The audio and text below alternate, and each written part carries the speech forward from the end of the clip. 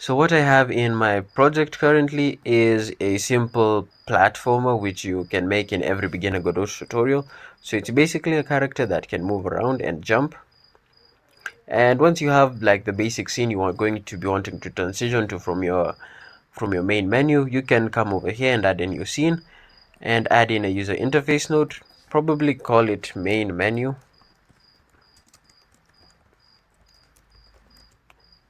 Then you can save it so that you don't lose your work. Afterwards you can give it like a panel for the background. Then go back to the root node and then put in a center container to hold everything at the center. And then in that center container you can give it a VBox container to hold things vertically. So I can come over here to anchors and then also set the anchor of that center container to full screen, so that the VBox container can be at the center of the screen. Then I can the function of the VBox container is to hold things in vertically. So if I put in a label and then maybe set its text to like game title, go over here to theme overrides and maybe probably like make its font size to something like 50 or even 40 pixels. Then if I add in like a button, you're going to see that it's arranged vertically. So I can duplicate this button with Control D like 2 times. And then I can give this different names. So I can call the first button like start and also change its name in the editor. Then I can change the second button's name to like options for showing the options menu. Then the third one I can set it to something like quit.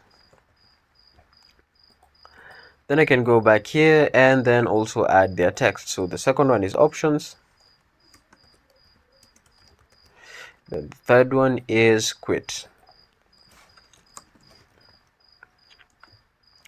So now that we have this, we can save our scene again and then attach a script to the main menu node. Then save. You have to ensure you're saving your work or you're going to lose it. So I'll be saving a lot of times. So I'll click the start button and put its signal into our script. So click the start button, go over here to node, click the pressed signal, connect it, and then I'll do that for every other button. So attach your signal for that and attach the signal for the quit button.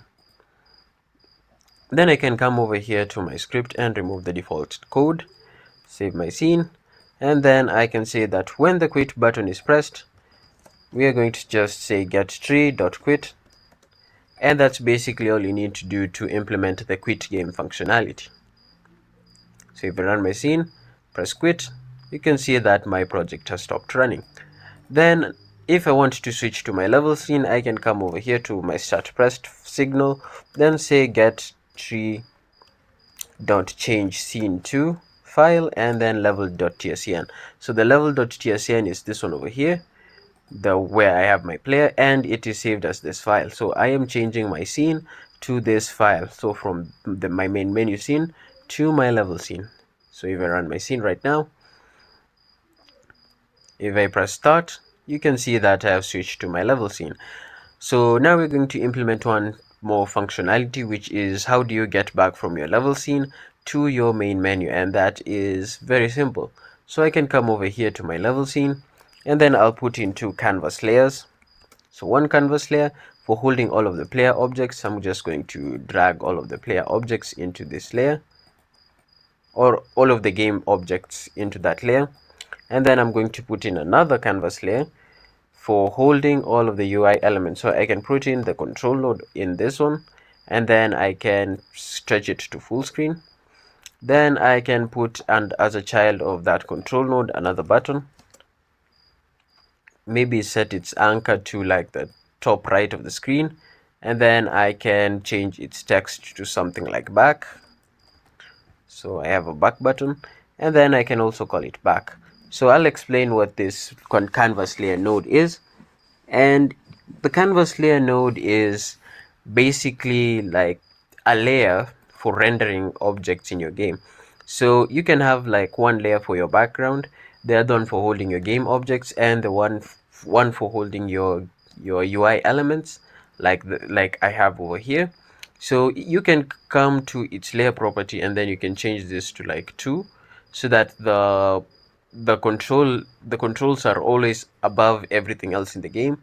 And maybe if you had like another one for the background, you will come over here to layer and maybe set it to something like -1, so that it's always behind the game object. So that's basically the purpose of the canvas layer, and it is to render things in different layers. So you're basically telling your game, render this first and then render the other one.